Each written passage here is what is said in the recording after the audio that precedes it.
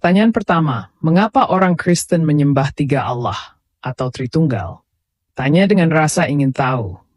Jawabannya adalah bahwa orang Kristen tidak menyembah tiga Allah, tetapi satu Allah yang memiliki tiga pribadi, Bapa, Anak, dan Roh Kudus.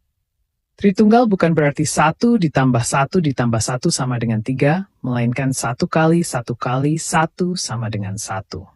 Contoh sederhananya adalah air. Bisa berupa es, cairan, atau uap, tetapi tetap satu zat yang sama, yaitu H2O.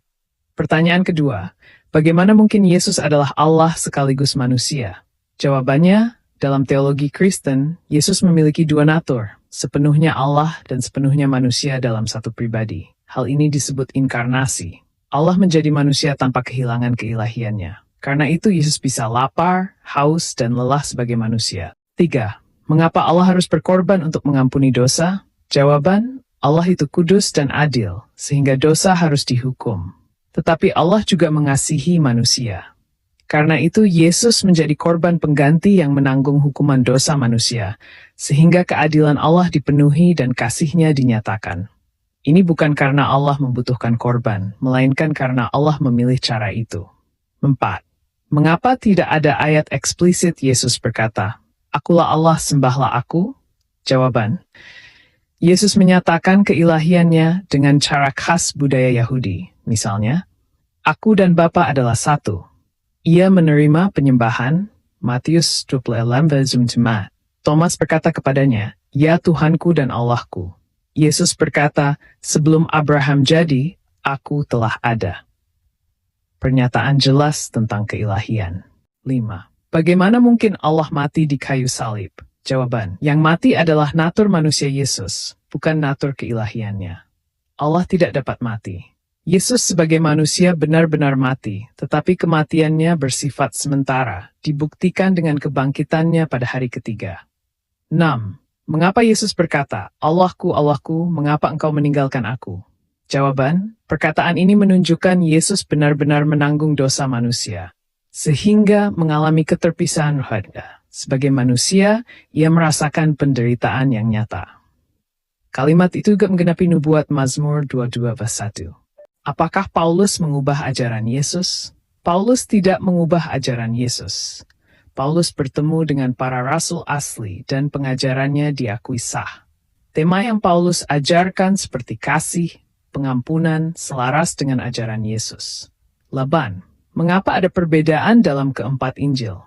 Perbedaan Injil muncul karena ditulis oleh penulis yang berbeda dengan perspektif yang berbeda.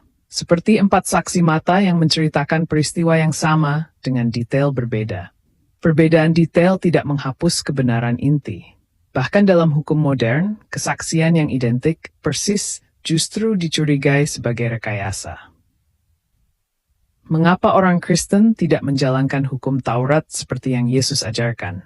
Yesus datang untuk menggenapi hukum Taurat, bukan menghapusnya. Hukum-hukum ritual misalnya korban sudah digenapi lewat pengorbanan Yesus. Tetapi prinsip moral Taurat tetap berlaku, hanya cara pelaksanaannya disesuaikan. 10. Bagaimana mungkin dosa Adam diturunkan kepada seluruh manusia? Konsep dosa asal menjelaskan bahwa manusia lahir dengan kecenderungan berdosa akibat kejatuhan Adam. Bukan berarti bayi sudah berdosa, tetapi setiap manusia memiliki potensi dan kecenderungan untuk berdosa. Itulah sebabnya semua orang membutuhkan Yesus. 11. Mengapa Yesus berdoa kepada Bapa?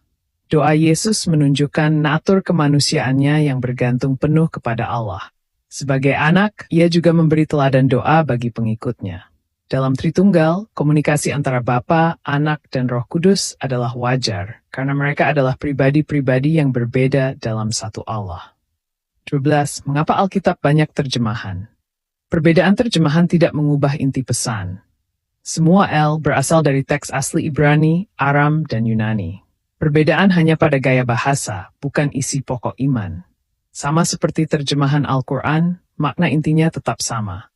12. Mengapa Kristen percaya Yesus mati untuk dosa semua orang, padahal setiap orang bertanggung jawab atas dosanya sendiri? Benar bahwa setiap orang bertanggung jawab atas dosanya. Namun Allah dalam kasih-Nya menyediakan jalan keselamatan melalui pengorbanan Yesus.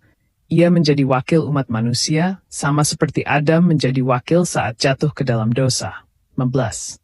Mengapa Roh Kudus disebut Allah? Roh Kudus bukan sekadar kekuatan, tetapi pribadi ilahi.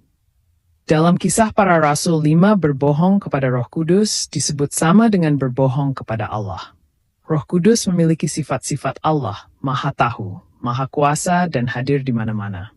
15. Jika Yesus adalah Allah, mengapa ia lahir dari Maria seperti manusia biasa? Inkarnasi adalah cara Allah masuk ke dunia sebagai manusia sejati. Kelahiran Yesus dari perawan Maria menunjukkan bahwa ia sungguh-sungguh manusia, tetapi dikandung oleh kuasa Roh Kudus, sehingga tetap kudus. 16. Mengapa orang Kristen percaya pada kebangkitan Yesus? Jawaban: kebangkitan Yesus adalah inti iman Kristen. Bukti-buktinya antara lain, kubur kosong, penampakan Yesus kepada banyak orang, lebih dari 500 saksi, 1 Korintus 15:6, dan perubahan hidup para murid yang semula takut, lalu berani mati demi iman mereka. 11. Bagaimana mungkin Yesus satu-satunya jalan keselamatan? Jawaban: karena hanya Yesus yang mengalahkan dosa dan maut melalui kematian dan kebangkitannya. Ia sendiri berkata, "Akulah jalan dan kebenaran dan hidup. Tidak ada seorang pun yang datang kepada Bapa kalau tidak melalui aku." Yohanes 6. Apakah orang Kristen percaya Al-Quran? Jawaban: orang Kristen menghormati umat Muslim dan kitab sucinya, tetapi iman Kristen didasarkan pada Alkitab sebagai firman Allah.